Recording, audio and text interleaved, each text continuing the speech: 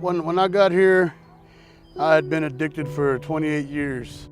I met Robert at Longview and rehab. We ran off together, and then it went really downhill.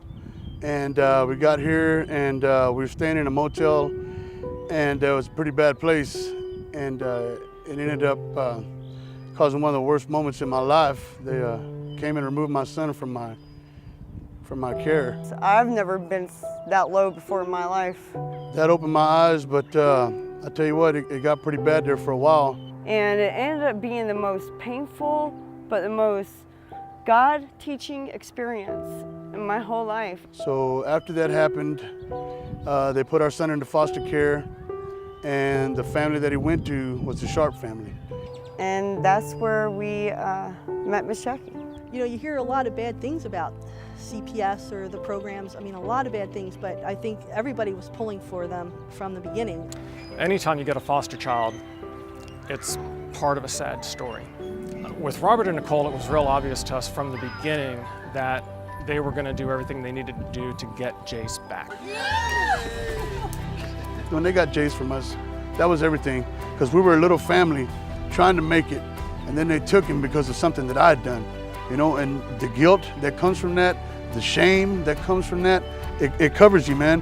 There was no way that we weren't gonna work hard to get our son back. There was no way. We loved her and Mr. John right away. They were wonderful. And I just had a real calm, ease feeling. As soon as I met her and Mr. John, I was like, oh, my baby's safe. Every time that CPS or the court gave them something to do, they did it immediately and then asked, what's next? What do we have to do to get Jace back? And they worked the plan that normally will take parents 12 months to complete, and they did it in 4. They always told us that we could do it. You can do it, don't worry. We got faith in you, you can do it, you can do it. And they were there from the very first deal to the last court date.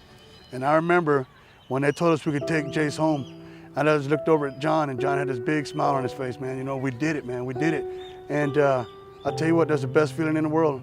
I told them if they needed anything to let me know. Didn't really expect to see them again, but a day or two later, Jace got sick, and his doctor was all the way down at Abilene Regional, and you really can't get a bus down there. So they called and asked us if I could take them down. When I realized that there were so many things that they couldn't do without a car, it's not practical in Abilene, I offered to take them to the grocery store. When we got him back, Miss Jackie's like, well, I'll take you to your doctor's appointments, because I was pregnant with Josiah, and I'll take you shopping. Being together, driving them around to different places. Some of the most comfortable conversations occur in a car, 20 minutes here, 20 minutes there. So we got to know them better and just started doing things with them.